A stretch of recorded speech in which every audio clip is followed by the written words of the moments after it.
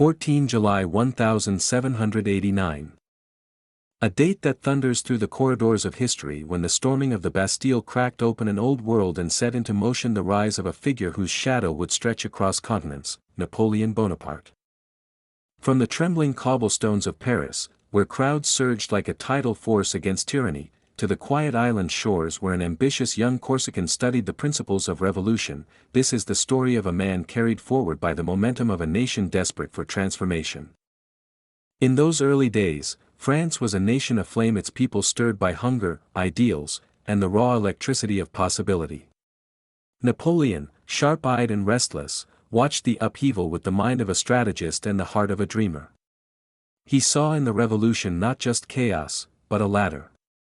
And rung by rung, he would climb. As the Republic struggled to find its footing, foreign armies closed in, their boots drumming on the borders like an omen. France needed defenders, leaders who could steady the trembling ground.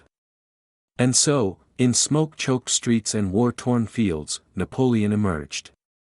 Not yet the emperor history would remember, but a young officer who moved with precision, purpose, and a fire that startled even his superiors. At Toulon, cannon blasts echoed through the night like iron thunder.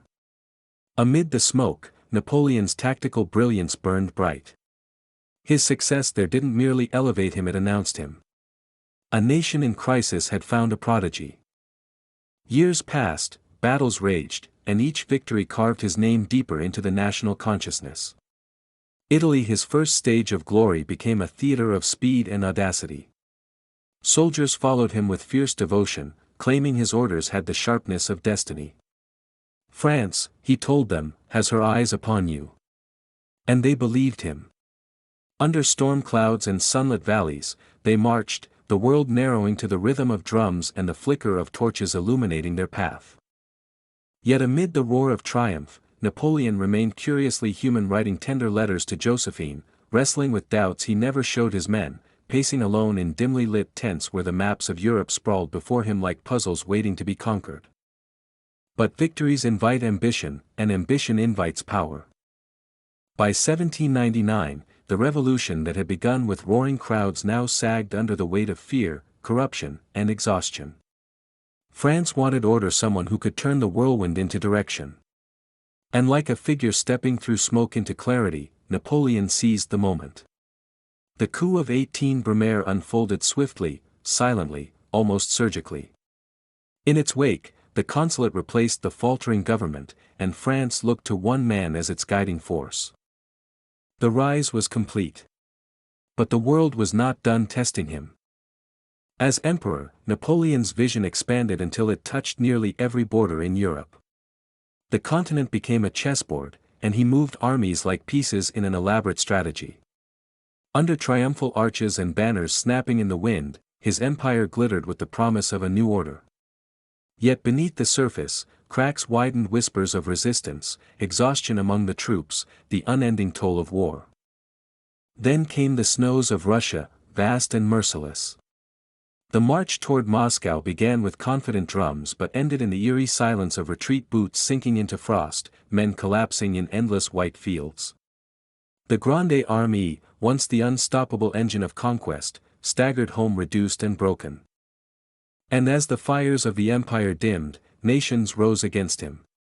Leipzig, Waterloo, names that resound with the final echoes of ambition spent. The downfall, when it came, felt both catastrophic and inevitable. Napoleon, once the architect of continental destiny, was now a solitary exile on a remote island, listening to the relentless surf and the ghosts of battles long past. Yet his legacy remained, a France transformed, legal codes reshaped, education reformed, military structures reinvented. His rise and fall, triumph and tragedy intertwined, became a mirror for the revolution itself, the promise of renewal followed by the sobering weight of consequence. As the curtain closes on this chapter of history, we are left not with the clang of battle, but with reflection, the understanding that power, no matter how dazzling, is fragile, that nations are shaped not by one man alone, but by millions of voices pushing for change. And from those voices, hope endures. And now, from the echoes of the past to the creativity of the present, a warm word from today's creator.